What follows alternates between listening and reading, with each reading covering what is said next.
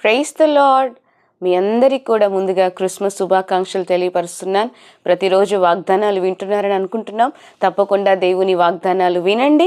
దేవుడు ప్రభువారు ఎందుకు ఈ లోకానికి వచ్చారో సిరీస్గా ప్రతిరోజు కూడా క్రీస్తు జననం గురించిన వార్తలు సువార్త అందిస్తున్నాం కనుక అందరూ కూడా ఈ వాక్యాల ద్వారా సత్యమును తెలుసుకుందాం.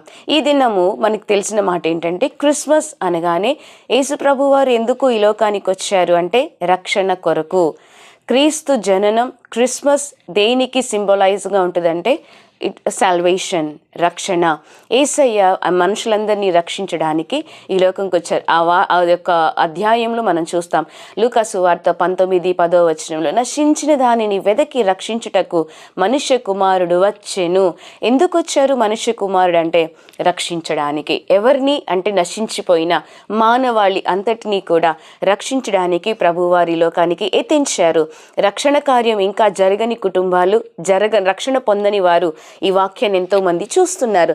రక్షణ పొందని వారు మీ గృహాలలో ఇంకా ఎంతో మంది ఉన్నారు. వారిలో నిజమైన క్రిస్మస్ ఆనందం లేదు. క్రిస్మస్ అంటేనే క్రీస్తు మన హృదయాలలో జన్మించటం, అదే రక్షణ కార్యం కదండి. మన హృదయాలలో ప్రభువారు జన్మించారు, మన రక్షణ పొందాం.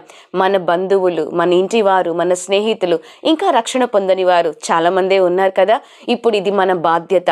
క్రీస్తు వారి హృదయాలలో జన్మించడం అనేది ఇది మన బాధ్యతగా మనం తీసుకోవాలి. వారికి సువార్తను అందించాలి, వారి కొరకు ప్రార్థించాలి. అందుకే కదా ఇన్ని ప్రీ క్రిస్మస్లు ఎందుకు ఇన్ని సెలబ్రేషన్స్ జరుగుతున్నాయి బయట అంటే సువార్త జరగడానికి. ఎందుకు సువార్త అంటే కొందరైనా దేవుణ్ణి అంగీకరిస్తారు, తెలుసుకుంటారు, సత్యం వెంబడిస్తారు, యేసయ్యని వారి హృదయాలలో చేర్చుకుంటారనే కదా ఇంతగా సువార్త ప్రకటించబడుతోంది. కనుక ఇది మీ బాధ్యత, ఇది మనందరి బాధ్యత.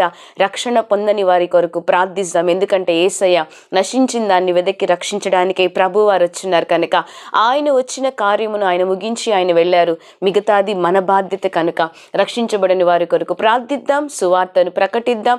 అందరి హృదయాలలో కూడా క్రీస్తు జన్మిస్తే అది కదా నిజమైన క్రిస్మస్. ఈ క్రిస్మస్ దినాలలో మీ ఇంట్లో ఎవరైనా రక్షించబడిన వారు రక్షించబడితే అది కదా నిజమైన క్రిస్మస్. దాని కొరకు ప్రార్థించుదాం.